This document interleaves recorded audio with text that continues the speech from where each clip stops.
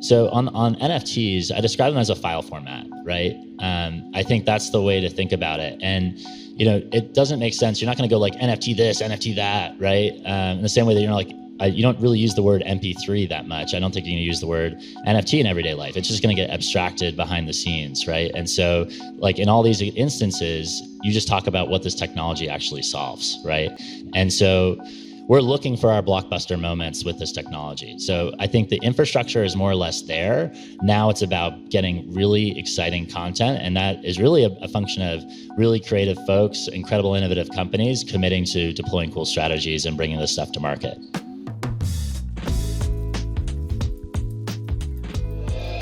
There we go. I'm Matt Medved, co-founder, CEO of NFT Now. Really excited for this fireside chat with Ivan Soto-Wright, founder and CEO of MoonPay. Ivan, we have so much to talk about and only 30 minutes, so why don't we just start with a brief introduction and we'll dive into all the topics. I'm excited. First off, incredible to be here. Let's get a woo from the audience. So I'm Ivan Soto-Wright. I'm the co-founder and CEO of MoonPay. What are we doing at MoonPay? We want to onboard the world to Web3.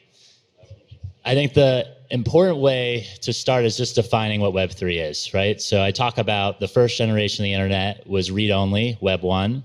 Then you had read-write, Web 2. And Web 3 is about read, write, and own. The central idea is around ownership. And when I describe the vision of Web 3, you should own and control your identity, your data, your property, and your money. And so we built MoonPay to accelerate this next generation of the internet. I love it. Let's give it up for MoonPay. Our incredible partner on the gateway, a Web3 metropolis. Well, look, let's address the elephant in the room in the crypto space. It's obviously been quite an active news cycle ahead of this event. How do you feel the collapse of FTX will impact the crypto space, and what lessons can we learn from it? So yeah, first, hearts go out. It's obviously a very unfortunate situation, especially for people that have their funds trapped. There's some people that had their life savings. You have to remember these are real people that had their funds at FTX. So there are real people that were impacted. So that's obviously incredibly unfortunate. When I started in this industry, when we started MoonPay, we really believe that the future is non-custodial. And when I talk about non-custodial, it's the idea that you should actually really own and control your money. I think part of it was we wanted to solve user experience fast in the beginning, right? So I think it was easy to basically have your assets on a trading platform like a Coinbase or a Binance or an FTX, but in a lot of cases, you're not in control of your private keys. And I think the future is you will be in control of your private keys. And I think the biggest barrier of adoption to that has just been the user experience. So at MoonPay, we've really focused from the get-go, we were non-custodial, right? So meaning that you would have to basically input a wallet address, the wallet address that you control to top up your wallet. And I think that's the future that we're ultimately heading. I think the FTX debacle is really a case of not your keys, not your crypto. I think hopefully that lesson starts to really stick with people after this. And really, I think this future is you're going to be in control. You're going to opt into this whole range of different decentralized applications in Web3. And so I think this is accelerating that future. It's accelerating the future of the movement of non-custodial. So now it's up to us to really build the right user experience. The other thing that's challenging is just the narrative around crypto right now and NFTs, right? I think we have a lot of work to do to correct the narrative. We need to talk about positive real-world use cases. I think we have a lot of work to do to elevate the content of crypto. A lot of crypto assets, what is the utility? There are a lot of assets where it's definitely speculative. Speculation has an important role. That's ultimately price discovery. So we need to figure out how to price these different assets. But what I'm most excited about is taking all this content that we love, especially from brands, Fortune 500 companies. We've been doing a lot of work this year, onboarding some of the biggest names from Fox, Universal, Ala Yoga, Flamengo, a whole range of different IP, and bridging that IP into Web3. If we just think about this year alone, Nike, Tiffany's, and Dolce & Gabbana have generated $250 million in revenue from their smart contracts. That's all public, that's all on chain. And that's just a very small sliver of the intellectual property that I think is going to transition from Web 2 to Web 3. So I think we have a huge opportunity in front of us. But I think this is there's also going to be a call for regulation as a result of what's happened to FTX. I think it makes sense if you're holding on to customer funds, you should be regulated. I think that's definitely we already have regulation in place for that. So it's a lesson. It's a lesson here, but I think ultimately it's some short-term pain. We've been through a lot of volatility in the markets. My name is, I call myself on Instagram, Ivan Hodl.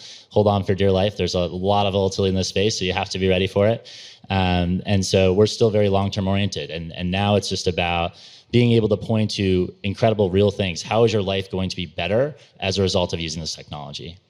Absolutely agree. And sometimes these inflection points are actually really important for the long-term health of the space in terms of flushing out bad actors and helping ensure that the people who are there building, showing up each day in the bear market are the people who are true believers in the future of this technology. Now, I know that MoonPay recently changed from its roots as a crypto payments company to a Web3 infrastructure company. Can you tell us a little bit more about that and why that was important? Yeah, so maybe just start with the story of MoonPay, where we started. So I actually started with building a wallet. I see the wallet as kind of the foundational building block where all value is going to move over blockchains. We're not sure what blockchain that's going to be, but ultimately we see more and more transactions happening peer-to-peer over wallets. And so what didn't make sense to me when I started in this space was it was really hard to first interact with the wallet. I remember there wasn't even a graphical user interface. So you had to actually use the terminal. You had to be a bit of a nerd to interact with the first generation of wallets. And if you wanted to put money in your wallet, you'd have to go to a traditional exchange, buy your cryptocurrency, then move it into your wallet, which didn't really make a lot of sense to me. So I said, all right, how do we make that simpler and more intuitive? And so we built the buy button. That's essentially MoonPay's fiat checkout product. We started with Bitcoin.com in 2018. And then it was a very difficult time. I remember trying to raise money around that period of time. It was actually... It's very analogous to right now, where some people lose faith in these kind of bear or winter type cycles, and it was really difficult to raise even a seed round. We got rejected pretty much from every VC on Salem Hill Road. Blessing in disguise in the long term, because we were able to bootstrap. I think that what was important was, let's make this experience of buying crypto really easy and seamless, where you don't have to leave the application. And let's go to these points of distribution. And that's how we're able to scale super fast. We were inside of a lot of these wallets, and during the pandemic, we just saw this explosion, right? All these wallets started getting a lot of traction, people wanting to top up their wallets. And that's where MoonPay's roots started. Then we saw this opportunity where the content's changing, right? It's not just digital money and crypto assets. It's this idea around digital property and NFTs. And I kind of saw another opportunity where it didn't make sense to me, where you'd have to go buy Ethereum first before you could buy an NFT. That's just an additional friction step. So then we released NFT Checkout. We launched with OpenSea, which we're super excited to partner with. And we took out the complexity of having to go buy crypto. You can now check out. You can check out with your American Express, your Visa, your MasterCard. We take care of all that complexity underneath the hood.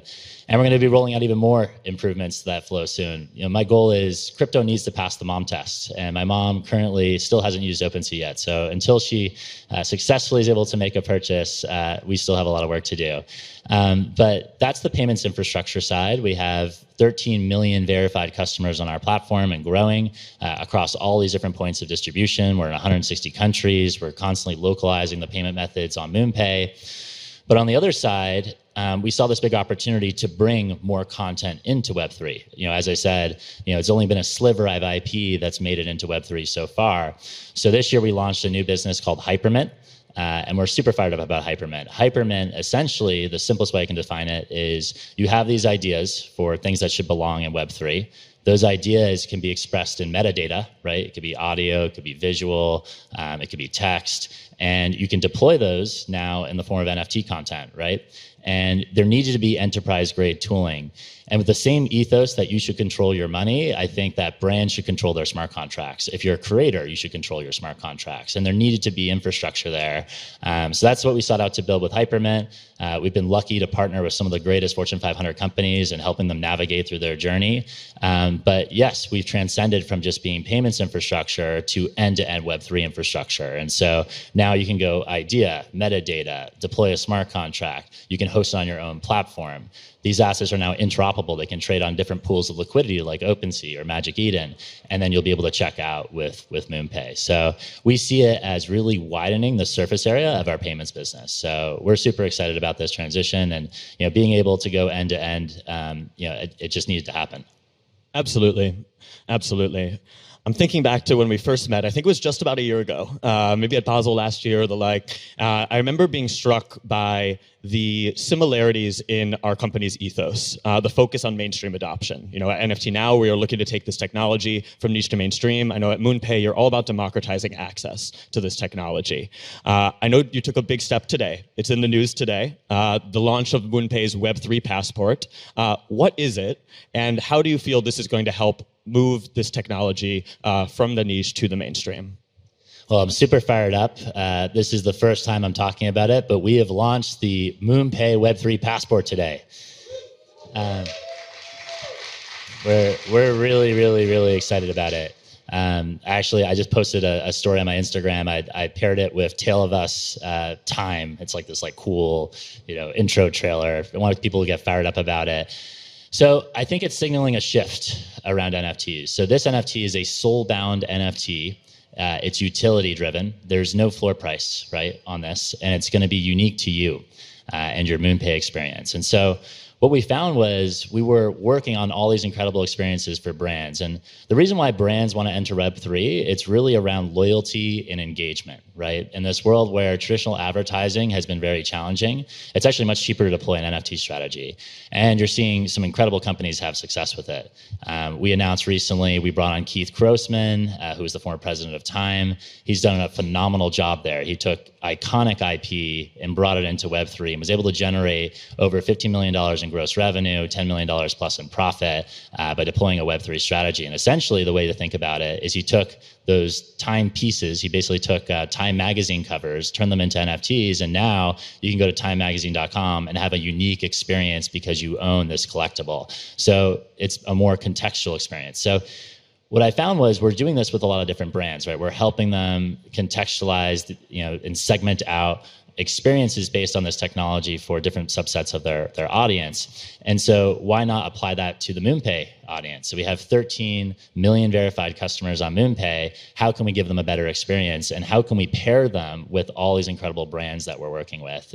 You can kind of liken it as, we're moving, and I have a lot of admiration. They're a partner of ours, obviously, on the NFT checkout, but we have a lot of admiration for American Express. And so we kind of see ourselves as kind of building a next generation American Express and working with the traditional payment companies around that. But the opportunities, we can bridge all these Web3 iconic experiences that we're building with our customer base. And so the MoonPay passport will be the link. And so we'll be proving it today. Some folks will be able to get it, active MoonPay customers, verified customers of MoonPay. I'm going to be launching some really exciting partnerships, and you can think about all the incredible partnerships we've done this last year. We're going to really expand this program. We want to build the best Web3 loyalty program in the market. Absolutely. Give it up. Give it up. Now, you mentioned these partnerships. They have been incredibly impressive, working with the likes of Nike, Universal, Fox.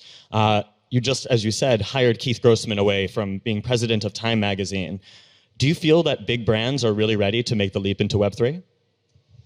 So I think every technology goes through an adoption cycle, right? So you start with the early innovators, then you move to early adopters, then you work to early majority, then late majority, then laggards, right? That's kind of like the cycle. And so you'll have some brands that are willing to be pioneers and be on kind of the innovator / early adopter. I think that's kind of where we are right now. And there's some brands that have said, hey, they want to move forward and actually deploy a Web3 strategy. I think the challenge is, in a lot of cases for these brands, is they have to build the resources internally and they have to commit, right? You can't really can't half bake this stuff. Like, you got to really commit if you're going to be deploying a Web3 strategy. So we kind of have to be like a sniper and focus on a couple really impactful opportunities. I kind of describe it as it's almost like early Netflix before you have really good content on the platform. So we kind of have to bootstrap the network effect of content that enters the platform. And so we're placing our bets on companies that have been known to be innovative and are committed to actually deploying a strategy. And eventually we'll go into, we've obviously have the enterprise infrastructure and tooling, but a lot of companies aren't ready to just deploy immediately. And so bringing in people like Keith, it's important because we can have that why Web3 conversation with those brands and say, look, this is actually incredible technology. You can get more lifetime value out of your customers. You can now build new revenue streams with those customers around digital collectibles. You can essentially contextualize the experience to those brands. One of my favorite examples of the work that we did this year was Alo Yoga. I don't know how familiar people are with Alo Yoga. I didn't really know how big a brand it was. If you go to Los Angeles, you can't go 2 seconds without seeing someone rocking Alo Yoga swag. And so this year they wanted to launch a higher price point item. It was a luxury SKU. It was the Aspen collection, and they debuted it at New York Fashion Week this year. And they didn't want to use the word NFT. So they didn't want to use any kind of jargon. So you go and purchase this just like you normally purchase anything else. Behind the scenes, Hypermint mints a digital certificate to a wallet. And you'll be able to showcase that digital certificate after the refund window is closed, so no one can game the system. But you'll be able to showcase that certificate, walk up to an Alo Yoga store next year, and work out in the fitness center, or be able to go into Alo Yoga House and get some cryotherapy. It's super cool. So they're going to contextualize the experience to a higher price point segment within Alo Yoga. And I think more and more brands, especially in this macroeconomic environment, they need to figure out who their most loyal and who their most engaged customers are. So I think they're all going to be looking to deploy Web3 strategies. It's just a matter of time, and we're building the infrastructure to make that easier. Makes a ton of sense. I remember our conversation when you announced the partnership with Universal, the Halloween Horror Nights, which gives the opportunity to put NFTs into millions of people's hands really seamlessly. We talked about also the term NFT, and you compared it to the term MP3. And I know our friend Keith likes to talk about NFTs and Web3 having its iPod moment, 1,000 songs in your pocket. The moment when you're no longer talking about the technology, but you're talking about how it actually makes people's lives better. I'd love for you to speak a bit to that, because I thought you had some really great points as in thinking about where we're headed there. Yeah. Well, first I'll talk about Universal for a second. As a kid, I used to love going to Halloween Horror Nights. So it was like an absolute honor to be able to work on this project with Universal. For people that aren't aware of what we did, we basically put QR codes, we scattered them around the park. There are a lot of people that wait in these queues for hours. It's it kind of blew my mind. I actually went and checked it out this year. People queue for hours. They're so excited to go into and they're actually, I think the Twitter slogan is they're there to scare the shit out of you. They actually say that is the purpose of Halloween Horror Nights. We put these QR codes around the park. So you scan the QR code, again, no knowledge of having to set up a wallet. Behind the scenes, we mint an NFT, and you can collect these different NFTs around the park. And for Universal, that's interesting because now they can figure out who their most excited people inside the park are, right? These are engaged people within the park. You can imagine that next year they could say, hey, this person should have a fast pass. It's a huge funnel to their CRM, and they can provide more contextual experience to the people that are inside the park. So I thought it was a really cool in real life use case. And so we're excited to do more really cool stuff around geolocation, IP, QR codes. There's a lot of really cool stuff around augmented reality and POAPs. And so I'm super fired up about all that work that's going to happen there. So on NFTs, I describe them as a file format, right? I think that's the way to think about it. And it doesn't make sense. You're not going to go NFT this, NFT that, right? In the same way that you don't really use the word MP3 that much. I don't think you're going to use the word NFT in everyday life. It's just going to get abstracted behind the scenes, right? And so, in all these instances, you just talk about what this technology actually solves, right? And so, music is a really interesting one. It's a really complex area, but what's incredible NFTs is you can compile many different file formats in one. So you can take audio, you can take visual, you can time code it, and then you can build if this, then that statements for ownership of those assets. So you can imagine, concert visuals are an area I'm really excited about, right? You could own, so what's crazy is these artists spend millions of dollars a year producing incredible concert visuals, right? And they're not monetizing that in any way. But if you're an ultimate super fan, you might actually want to own that concert visual. And you can imagine that concert visual might give you backstage access where you could hang out with the artist, right? So I think that's kind of the future of fandom in some ways. And I think that's what's so cool is this is a file format. There's so much possibility. And I think in general, that's another point. we're looking for our blockbuster moments with this technology. So I think the infrastructure is more or less there. Now it's about getting really exciting content, and that is really a function of really creative folks, incredible innovative companies committing to deploying cool strategies and bringing this stuff to market. 100%. You know, one thing that's always stood out to me about MoonPay is just your understanding of culture. You know, whether it was the concierge service really helping contribute to the rise of Bored Ape Yacht Club, to supporting artists directly on the platform. I know you recently announced Amber Vittoria as MoonPay's first artist in residence. Well, how do you know, with the mission of bringing this mainstream, of democratizing access, how do you feel NFTs are an important game changer in terms of taking this technology mainstream? Well, first, everything's about culture, right? And I think crypto hasn't really done a very good job marketing itself. And so there's a big opportunity to showcase these examples across this whole range of industries. That's what's so exciting about NFTs as a file format. They can be adapted to music, art, entertainment, gaming. There's so many different ways it can be applied, but we need to make it cool. Like, if this stuff isn't cool, people aren't going to be excited to test it. People aren't going to be excited. Like, there's no so what, right? So we have to make this stuff cool. And so I've spent a lot of time doing things that don't scale, frankly, right? We have to kind of like bootstrap the flywheel and the network effect of getting really good content into Web3. But, you know, I think what's important is we have to tell the stories of the creator. You know, NFTs would not be where they are today if it wasn't for incredible creators like Amber Victoria or ThankYouX, Beeple. There's so many names you can name out there. And we're looking to elevate those names, right? How do we showcase their incredible work that they're doing? And, you know, how do we create these like cultural resonant moments, right? You know, I think it's a really big deal for them around the royalty potential. That was a really big debate this year. I think it's important that creators are able to enforce their royalties. You know, that's full stop. I think incredibly important. That's why they're here. And if Basquiat or Warhol or these artists were alive today, I'm pretty sure they would be using smart contracts, because if you're an intellectual property owner, right, there's an incredible secondary market that takes place and you're not earning any of that, right? And so there's a big opportunity that can be applied to ticketing. It can be applied in so many different ways. And so, you know, I think creators are at the heart of this. We need to tell their stories. We need to, you know, I think they're doing some really incredible stuff. You can just walk around the gateway. You can see all this incredible stuff that these guys are working on. And so, yeah, we need to elevate those voices and storytell how they're leveraging this technology and how they're building a better experience for their fans, their collectors, and full stop. This is the greatest wealth transfer that we've ever seen to creators, right? That's taken place as a result of NFTs. So I think that's incredibly special as well. Absolutely. Give it up, yeah. We also support creator royalties, full stop, at NFT Now. Well, Ivan, I've got a question that I know is on the mind of many observing the space. Will MoonPay IPO? So I think right now we're trying to build a private company that is iconic within its brand. I think that's like the most important thing to me right now. You know, obviously there's a lot of maturity that we need to do inside of MoonPay. We're obviously maturing from just a payments infrastructure business to having multiple verticals and being end-to-end Web3 infrastructure.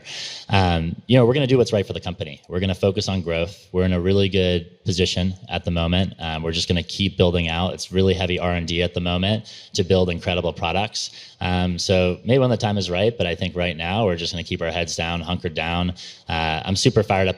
I think the thing I'm most excited about MoonPay is the team. Have worked really, really hard to bring in incredible people. We see ourselves like a sports team. We want to bring in the best of the best across all these different verticals, and you have to bring these great minds together across compliance, legal, finance. Like, you know, I see myself as somewhat a talent agent, right? Like, you know, essentially, if you're running a company, it's about how do you bring the best talent to your company and do great work. And so, and then also finding people that resonate with your values. And at MoonPay, we call it Block. We care about people being humble, leading with empathy, owning it, clear and concise communication, and Kaizen. Kaizen's my favorite one. Kaizen literally means change for better in Japanese. And so we want everyone to have continuous improvement in the company. So how are you getting better? How can you, and you know, as a company, we're always just trying to get better, but also in your personal life, how can you get better? So, you know, we try to live by that and try to find people that resonate with the work that we're doing. Absolutely, absolutely. One thing I know we've chatted about before is just, the belief in this technology and the fact that there are just so many use cases. We've seen digital art, we've seen digital collectibles take off in terms of market volume and mainstream attention, but it's just scratching the surface for the potential here. And so many different use cases, more nascent ones like music, to TV, film, to literary and beyond, to even more mundane ones but very useful ones and pragmatic ones like documents and deeds to houses and the like and property. There's no shortage of use cases for this technology to be excited about. So I just want to hear, what are you most excited about as we look to the future? So one area that really excites me is I've been playing a lot in virtual reality and also augmented reality. I think there's something there, right? I think augmented reality will probably take off faster than virtual reality. So we've been really excited. We'll have some announcements soon, but one area that we're really excited about is QR codes, right? There's huge opportunity. You're scanning QR codes in everyday life. I think there's a big opportunity to bridge some of the technology that we're building with QR codes, which is pretty exciting. That gives you a little bit of a hint of a direction that we're moving. But you can imagine this world where eventually the user experience around engaging in augmented reality, the barrier is going to be much lower, right? It'll be like a pair of glasses that you put on versus like a crazy headset. And that pair of glasses, you could have very basic functionality to start. It could have micro cameras in there that's scanning QR codes and being able to think about turning the world almost like into like a Pokemon Go. That's kind of like I see the world kind of going that way, all these different experiences that you have. And with brands, those experiences being highly contextual based on what you have in your wallet, right? And how you've engaged with those brands in the past. I think we're going to go into this opt-in world. You're going to own your identity, your data, your property, and your money, and you're going to interact with these different applications. You're going to be in control, and you're going to have highly contextualized experiences with the different brands. And you can imagine what that could look like in the world of AR with a pair of glasses, for example. You walk in here, and I might see something different than someone else, which is super cool. So I think that's an area that I'm really excited about in terms of how this technology can be applied. Virtual reality is also cool too. The idea that if you're in a tough environment, you can put on a virtual reality headset and you could be on a beach somewhere and having some nice tribal drums and I guess getting to meditate and get into a different state of mind. I think that's also super powerful. For things like meditation, being able to have audio and visual together. I think there's some really cool experiences that are going to be built out. And in the same way, we have to elevate the content, right? We still don't have that many blockbusters that people are leveraging in both augmented reality and virtual reality. So there's going to be a lot of work to be done there. But that's an area that's super exciting. Absolutely. Well, very big day with the launch of the Web3 passport at MoonPay. Obviously, incredible partnerships. You've just been rolling them out. What more can you tell us about what the future holds for MoonPay? Anything else that's coming up down the pipeline that you'd like to highlight? So I'd like everyone here to check it out, moonpay.com/web3. It's web3-passport. So we actually opened up the applications today. You can check it out. Woo! Get your soul-bound NFT. So yeah, we're super fired up about this launch. I mean, that's I think a lot of focus will be how do we make sure these passport holders are getting rewarded? What are all the incredible opportunities they're going to have as a result of owning these passports? So everyone here has an early opportunity to get one before anyone else. So that's what I'm really excited about. Also, just we're going to continue expanding, more payment methods, more geographies, getting best-in-class conversions, abstracting some of the complexity around the wallet. I think that's another area that we're really excited about in terms of, okay, can I check out, buy it, have the wallet and scaffolding, and then be able to claim into my Web3 wallet when I'm ready? So I think that's kind of where the future is going. It's just better user experience. Like that is the biggest barrier. The biggest barrier to Web3 adoption is user experience. So we just have to keep building infrastructure that makes sense and is making things easier for everyone. Absolutely. Well, look, on that note, we are at time. Everyone give it up for Ivan from MoonPay. Thanks so much.